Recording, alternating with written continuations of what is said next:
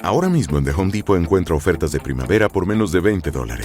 Ahorra en una variedad de flores, plantas, tierra para jardín y más. Después, ilumina tu jardín con una tira de luces Hampton Bay por solo $19.99. Y cuando termines, enciende tu asador con 2 bolsas de carbón Kingsford de 16 libras en compra especial por solo $17.88. No te pierdas las ofertas de primavera por menos de $20 hasta el 7 de mayo en The Home Depot. Válido del 24 de abril al 7 de mayo, sujeto a disponibilidad, válido solo para artículos seleccionados. Vamos con las noticias de las 7:30, con la ayuda, como no, de don Eric Gutiérrez.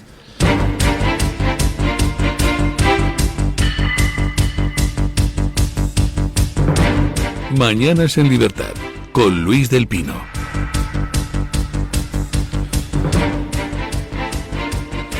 Buenos días, don Eric Gutiérrez. Muy buenos días. Vamos con las noticias. Vamos. Más de 10.000 pasajeros afectados por la paralización del AVE entre Madrid y Andalucía podrían quedarse sin compensación. Aunque el gobierno ha calificado el incidente como un posible sabotaje, esta misma consideración podría impedir que los viajeros reciban la devolución del importe de sus billetes. Renfe contempla este tipo de actos como una de las excepciones a la obligación de indemnizar por retrasos o interrupciones del servicio. Así lo establece el Reglamento Europeo 2021/782, que exime a las compañías ferroviarias de compensar a los usuarios si demuestran que la causa del problema fue ajena a su control. Entre esas causas se incluyen fenómenos meteorológicos extremos, crisis sanitarias, actuaciones policiales, terrorismo y sabotaje. El ministro de Transportes, Óscar Puente, confirmó ayer en el programa Hoy por Hoy de la cadena SER que todo apunta a un sabotaje deliberado como origen de la avería registrada el domingo, que paralizó durante horas la circulación del AVE entre Madrid y Andalucía. Bueno, es a lo que apuntan las primeras diligencias no practicadas. Son 4 robos de cable de escasísimo valor en 4 puntos distintos. Es una acción bastante coordinada. Quien lo hacía sabía perfectamente dónde iba, porque es una zona donde no hay cámaras, una zona de nada, una zona en la que no hay prácticamente nada. Y bueno, pues el rédito económico que se obtiene de una operación de estas características es absolutamente despreciable, ¿no?, frente al enorme daño que se causa. En todo caso, bueno, yo no hablaría de robo, hablaría más bien de estragos, ¿no?, por darle una calificación jurídica a los hechos que tenga un poco más que ver con lo que suponen. No se trata de robar unos metros de cable, 150 en este caso. Además, un cable que no es como la catenaria, que es un cable mucho más pesado y que tiene más valor. Este es un cable más fino, de menos sección. Por tanto, ya digo, estamos hablando de que como tal, como robo, la cuantía que puedan obtener por ese cable es absolutamente mínima, ¿no? Ah, vale. Con lo cual, si llega uno y le mete 3 puñaladas a un señor por la calle y le roba los 3 euros que llevaba en el bolsillo, entonces, como la cuantía es mínima, pues no es un robo, es un sabotaje al cuerpo del señor. Pero, ¿qué está diciendo este hombre? Se produjo un incidente en el cual alguien, pues resulta que robó cable de cobre y eso obligó a interrumpir la circulación del AVE. Sí. Lo puede usted calificar como le dé la gana, lo puede usted calificar como estragos, como dice, no hablemos de robo, hablemos de estragos. No sé, lo puede usted calificar como sabotaje, estragos, robo, que al final el hecho no cambia. Alguien se llevó el cobre para venderlo, por poco o por mucho, y dejó sin AVE a 12.000 personas varadas. ¿Por qué esa insistencia en no hablar de robo? Pues porque resulta que si lo califica como sabotaje, pues entonces los pasajeros no cobran. Los pasajeros que se vieron durante más de 10 horas atrapados en las vías del AVE, pues se quedarían sin la indemnización de Renfe. A ver si se creen ustedes que estos son tontos. Dicen, no, esto es un sabotaje. Fíjense ustedes que en el caso del apagón el argumento es, hasta que no investiguemos a fondo, no califiquemos lo que ha pasado. Y además vamos lento, vamos a nombrar 2 comisiones de investigación. En esto, a los 3 minutos, ya estaba Óscar Puente diciendo que era sabotaje. Lo tenía muy claro, o sea, lo ha investigado en 0, y ha llegado a la conclusión de que es un sabotaje. No hablemos de robo, hablemos de estragos. Claro, la razón pues es meramente económica.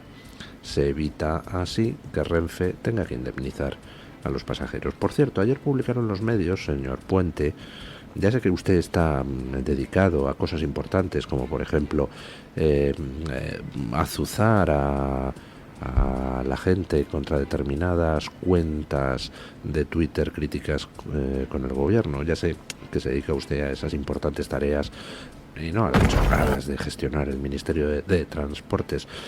Pero ayer, señor Puente, los medios informaron de que ustedes conocían que estaba interrumpida la vía, y a pesar de eso dejaron salir los trenes para sacar a la gente de las estaciones y dejarla tirada en medio del campo.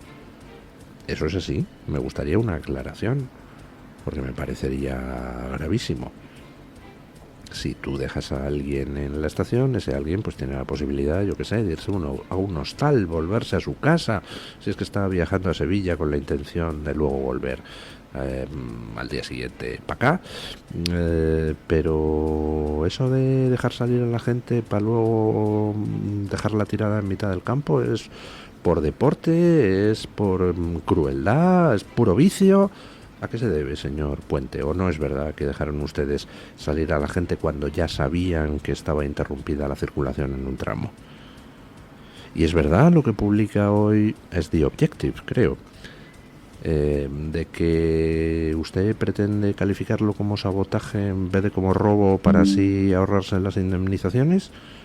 Y por último, señor Puente, la falta de vigilancia en la línea del AVE ¿es algo puntual?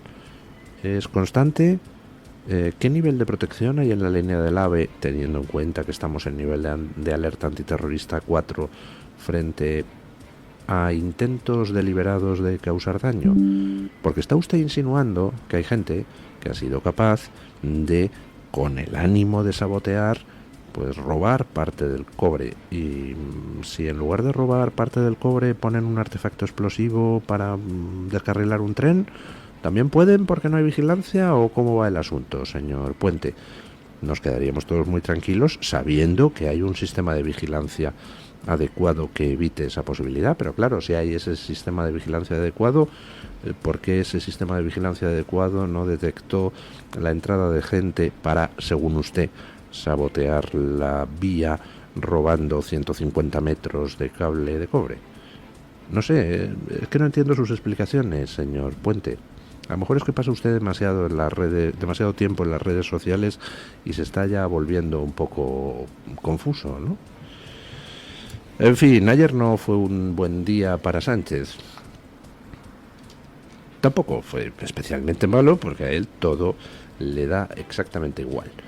Le importa un bledo lo que nos pase a los ciudadanos, pero la cosa del orgullito la lleva mal. Y ayer, pues hombre, le dieron un pequeño palo judicial. Escuchen. O'Gourlian gana la batalla en los tribunales a los afines de Moncloa y podrá ejecutar su plan en prisa. El pulso entre el empresario franco-armenio y los accionistas cercanos a Moncloa se inclina finalmente a su favor. El juzgado de lo mercantil número 18 de Madrid ha rechazado las medidas cautelares solicitadas por Global Alconava, la sociedad vinculada a Andrés Varela Entre Canales, uno de los accionistas críticos con la gestión de O'Gourlian. Según la autojudicial al que ha tenido acceso Voz Populi, la magistrada desestima todos los argumentos presentados por Global Alconava para frenar la ampliación de capital impulsada por O'Gourlian a través de Amber Capital. Los demandantes alegaban que dicha operación no beneficiaba a la empresa, pero la jueza no ha encontrado indicios de conflicto de interés lo suficientemente graves como para intervenir. En su escrito, la jueza subraya que no se puede considerar que el interés personal del presidente por mantener su cargo prevalezca sobre el interés general de la compañía. Cabe recordar que los accionistas enfrentados a O'Gourlian también se oponen a la refinanciación de la deuda de Prisa, que ronda los 800 millones de euros y que ha sido negociada con PIMCO, el principal acreedor del grupo. Bueno, pues ese revés judicial que ha sufrido ayer el equipo de Sánchez se traduce en que O'Gourlian tiene vía libre para ejecutar sus planes que se concretan en la expulsión o marginación de los prosanchistas que había en el Consejo del Grupo Prisa.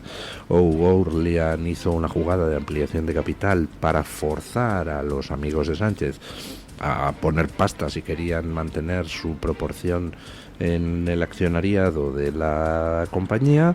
Al mismo tiempo los expulsó a todos del Consejo de Administración. Ahora los tribunales le dan la razón, que tiene derecho a efectuar esa ampliación de capital, con lo cual queda aguado el poder que tienen los afines a Sánchez dentro del accionariado de Prisa. Y bueno, pues a partir de aquí O'Gourlian es libre de hacer con el Grupo Prisa lo que le plazca. Esto, pues para Sánchez es un problema. Un Grupo Prisa no sumiso a las directrices del gobierno es un follón, porque su audiencia está formada básicamente por votantes de la izquierda. Así que vamos a ver cómo se las apaña Sánchez. Hombre, yo me supongo que Sánchez lo que intentará es encontrar alguna manera de que alguien pague por recuperar el control del Grupo Prisa. Por ejemplo, pues yo que sé, maniobrar con Telefónica para que Telefónica ponga el dinero que O'Gourlian pida para comprarle a O'Gourlian el Grupo Prisa y así volverlo a poner al servicio de Sánchez. Veremos a ver qué es lo que pasa, cómo hace Sánchez para recuperar el control del que es, sin ninguna duda, el buque insignia de la opinión pública progre en este país. Y mientras que Sánchez en los tribunales pierde momentáneamente el pulso contra O'Gourlian, pues los diplomáticos españoles están que fuman en pipa contra el esposo de la señora que era vicepresidenta de Huawei. Me refiero aquí en España, me refiero a Álvarez. Y le acusan de estar menoscabando las funciones de los funcionarios que representan a España en el exterior, es decir, de los diplomáticos. Escuchen. La Asociación de Diplomáticos Españoles, ADEM, que representa entre el 60 y el 70% de los más de 1.000 funcionarios del cuerpo diplomático, ha dirigido un duro reproche al ministro de Asuntos Exteriores, José Manuel Álvarez. Lo acusan de menoscabar sus funciones, obstaculizar su labor y aislar al servicio exterior en un momento de grandes desafíos geoestratégicos para España. Las críticas se formalizaron en una carta enviada al Ministerio el pasado 21 de abril, a la que ha tenido acceso el Español. 2 semanas después, el ministro aún no ha respondido. Aunque el lenguaje de la misiva es cuidadosamente diplomático, sus autores reconocen que el mensaje es claro y rotundo. Según fuentes de la ADM, todo lo que se dice que debería hacerse es porque no se está haciendo, y todo lo que se dice que no debería hacerse es porque se está haciendo. Entre las principales reclamaciones, la ADE plantea la necesidad urgente de desarrollar una estrategia diplomática pública sólida, similar a la de los países del entorno, que permita reforzar la imagen del país, informar mejor a la sociedad española y aumentar la capacidad de defensa de los intereses nacionales. Bueno, pues tiene, igual que Álvaro García Ortiz, fiscal general del Estado, con Pedro Sánchez, tiene soliviantada toda la carrera judicial, excepto a los lamebotas de turno. Álvarez, ministro de Asuntos Exteriores, tiene soliviantada toda la carrera diplomática, excepto a los lamebotas de turno. Y allí donde mires, pues lo que ves es como Sánchez ha colonizado las instituciones, ha puesto a sus peones y ha tratado a la patada, ha preterido, ha ninguneado a los excelentísimos profesionales que tenemos en todas las ramas de la administración. Hombre, nuestros diplomáticos, nuestros jueces, nuestros fiscales, pues hay algunos que son escoria directamente. Pero igual que hay periodistas que son escoria, fontaneros que son escoria, yo que sé, payasos de circo que son escoria, pero al lado de la escoria, al lado de esa minoría de escoria que en todas las profesiones existe, pues hay una mayoría de gente que, bueno, pues si tiene una profesión es porque la ha elegido y porque le gusta. Y hay mucha gente que tiene vocación de servicio al prójimo, vocación de servicio a su nación, y esa gente, pues si quien manda les deja actuar, pues suele hacer un buen trabajo. Si quien manda les ningunea, les contradice, les machaca, pues entonces, por supuesto, sale lo peor de la gente y al final solo los lamebotas son los que terminan marcando el paso. Álvarez es un señor que resulta inexplicable que continúe en el Ministerio de Asuntos Exteriores. Estamos viendo cómo fuera de España pues se van desvelando los tentáculos del espionaje y de la infiltración chinos en España. Álvarez es un señor, pues hombre, estaba casado con una señora que era vicepresidenta de Huawei, bueno, casado o lo que sea, me da igual, vicepresidenta de Huawei en nuestro país. La cosa era tan escandalosa que al final la señora salió de Huawei y entonces ahora está colocada en otro sitio. Pero el caso es que, hombre, estábamos con un ministro de Asuntos Exteriores ligado a alguien que trabajaba para Huawei en unos momentos donde en Europa se discutía sobre la tecnología 5G, sobre la posibilidad de que fuera China en vez de Estados Unidos la que fijara los parámetros técnicos de los futuros teléfonos móviles. Vamos, la posibilidad de que fuera China quien espiara nuestras conversaciones y controlara nuestros dispositivos de acceso a redes de datos y redes de voz. ¿Qué hace este tío en el Ministerio de Asuntos Exteriores? Pues como vemos un día sí y otro también, lo que hace es poner en aprietos a España. Lo que hace es servir perpetuamente intereses extranjeros. Ayer, por ejemplo, se despachó en Twitter con un par de mensajes donde de nuevo volvía a arremeter contra Israel. Es una pulsión antisemita que no sé si es innata o simplemente producto de las instrucciones que Sánchez le dé, pero resulta bastante cargante el tío. Y cuando no es capaz de contentar a la gran mayoría de la carrera diplomática, pues quiere decir que no está haciendo muy bien su trabajo, ¿verdad? Bueno, hablando de este tema, hablando de relaciones diplomáticas, escuchen este recordatorio que trae hoy el debate, porque hasta que no lo he leído no he caído en la cuenta de que efectivamente es así. Acabamos de alcanzar un récord en tema de relaciones exteriores, un preocupante récord, escuchen. Se acaban de cumplir 2 años desde la última visita de Estado realizada por un mandatario extranjero a España, un hecho sin precedentes en una democracia abierta al exterior. Ni siquiera durante la pandemia de 2020 o el bloqueo político de 2016 se había registrado un paréntesis tan prolongado. Desde 1980 no se había producido una ausencia tan larga de este tipo de encuentros diplomáticos, los más importantes dentro de las relaciones internacionales y que dependen directamente del Ministerio de Asuntos Exteriores dirigido por José Manuel Álvarez. Aunque en los últimos 2 años han tenido lugar visitas oficiales de varios jefes de Estado y de Gobierno, ninguna ha sido considerada visita de Estado. La última fue la del presidente de Colombia, Gustavo Petro, que estuvo en Madrid del 3 al 5 de mayo de 2023. Desde entonces, el calendario diplomático permanece vacío en este apartado, incluso desde el inicio de la actual legislatura en agosto de 2023. O sea que llevamos 2 años sin organizar ninguna visita de Estado a España para no dar visibilidad al rey, ¿no? Tiene todo el aspecto, efectivamente. Sánchez tiene un problema con el monarca. El Partido Socialista en su conjunto pues no oculta, y ayer Armengol pues lo dejó claro, que la figura del monarca les molesta.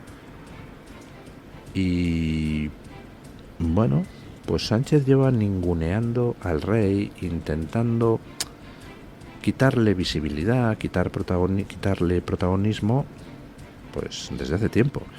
Y ya ven ustedes, 2 años sin visitas de Estado. O sea, tenemos un monarca que precisamente el valor añadido que aporta a nuestra nación es la posibilidad de establecer relaciones diplomáticas al margen de la contienda partidista, relaciones diplomáticas, pues hombre, desprovistas de contenido político, y resulta que no se usa.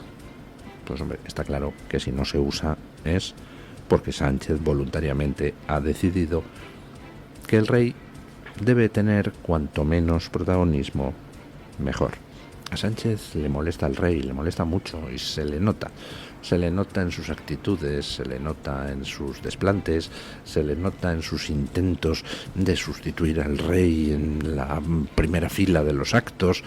Se le nota en la rabia que le embargó cuando el rey se quedó, pues hombre, como alguien que sabe cuáles son sus funciones y que es querido por la gente en Paiporta, mientras que Sánchez pues tuvo que largarse como lo que es, como un cobarde, que además carece de conciencia de cuáles son sus verdaderas funciones. Sánchez no soporta al rey, si pudiera lo destituía mañana. Afortunadamente no puede. En fin, pues 2 años sin recibir ninguna visita de Estado. Sánchez ninguneando deliberadamente a nuestro rey. Bueno, es tranquilidad. Los gobiernos pasan, la monarquía permanece. Fíjense si los gobiernos pasan, que el domingo tuvimos las elecciones en Rumanía y ya hoy las elecciones a presidente, no al Parlamento ni al gobierno, a presidente del país. Y ya hoy, pues el primer ministro de Rumanía ha presentado la dimisión tras la catástrofe que esa primera vuelta de las presidenciales ha significado para los partidos tradicionales. Escuchen. El jefe del gobierno rumano, el socialdemócrata Marcel Ciolacu, anuncia su renuncia apenas un día después de que el conservador George Simion arrasara en la primera vuelta de las elecciones presidenciales con el 40% de los votos. El resultado dejó fuera de la carrera al candidato de la coalición gobernante. Esta coalición ya no es legítima, así que presento mi renuncia, declaró Ciolacu a la prensa tras reunirse con su partido, el PSD. La actual coalición del gobierno incluye también al Partido Nacionalista Liberal y a la Unión Democrática de los Húngaros de Rumanía. Ciolacu señaló que el próximo presidente lo reemplazaría de todos modos y que se avecina una nueva coalición de gobierno. Bueno, pues follón en Rumanía, por lo que ha sido un auténtico terremoto político. El soberanismo avanza en Rumanía, a pesar de los intentos de la Unión Europea por cortar el paso al soberanismo. El régimen filoautocrático que en estos momentos gobierna en la Unión Europea, el régimen progre que gobierna en la Unión Europea está condenado, y lo saben. Están intentando resistirse como gato panza arriba, pero su futuro es más negro que el hollín. En Inglaterra han ganado los soberanistas de Reform. En Rumanía ha ganado el candidato soberanista de AUR. Hombre, todavía falta la segunda vuelta, pero vamos, intuyo que no va a tener problemas en ganar en esa segunda vuelta. Y poco a poco el soberanismo avanza en todos los países europeos. En estos momentos el soberanismo es la primera fuerza en las encuestas alemanas. Por eso amenazan al Partido Soberanista AfD con la ilegalización. Las cosas han cambiado. Fuera de la Unión Europea ahora tenemos a un gobierno como el de Trump, pues que está en guerra con todo ese entramado progre que se dedica a vivir del dinero de los occidentales para hacerle el juego a China. Todos esos se van a ir a tomar viento. Están en el tiempo ya de descuento y van a resistirse como gato panza arriba, pero su tiempo está tasado. En Rumanía ha empezado el cambio, la gente está harta completamente de la clase política tradicional, y aquí en España pues tardaremos un poquito más por una serie de inercias históricas que afectan no solo a la clase política, sino también a la clase periodística, pero también llegará a descuiden.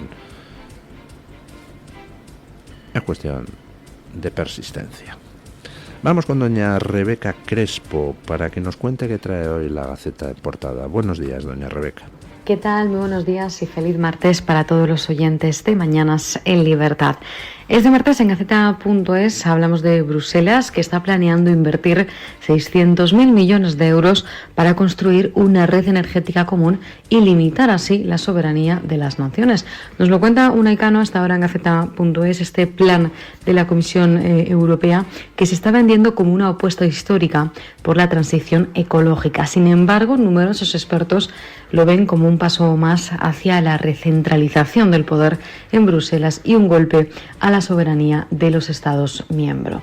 Por otro lado, nos vamos a Reino Unido. Allí la policía británica ha ignorado la decisión del Supremo y está dejando que agentes que se identifican como trans sigan haciendo registros corporales a mujeres. Después de la decisión del Supremo, que decía que hay que considerar y lo que prevalece es el sexo biológico, la mayoría de fuerzas de seguridad del país no ha implementado ningún cambio en este tipo de acciones.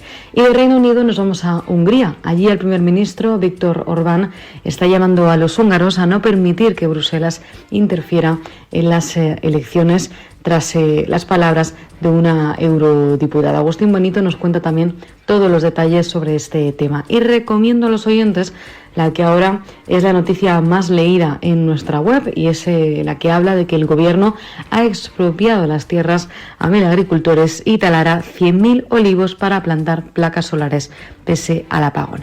Muchas gracias y feliz martes para todos. Muchísimas gracias, doña Rebeca, y feliz martes para usted y para los compañeros de la Gaceta. Hacemos una breve pausa publicitaria y a las noticias de las 8. Ahora mismo en The Home Depot puedes encontrar ofertas de primavera por menos de $20. ¿Y tú, en qué estás trabajando? Si estás pensando en organizar una carnita asada, esta es tu señal para ir a The Home Depot y aprovechar las ofertas en carbón y accesorios para asador. Como 2 bolsas de carbón Kingsford de 16 libras, ahora en compra especial por solo $17.88. Tus asados saben aún mejor con las ofertas de primavera por menos de $20 en The Home Depot. Válido del 24 de abril al 7 de mayo, sujeto a disponibilidad, válido solo para artículos seleccionados.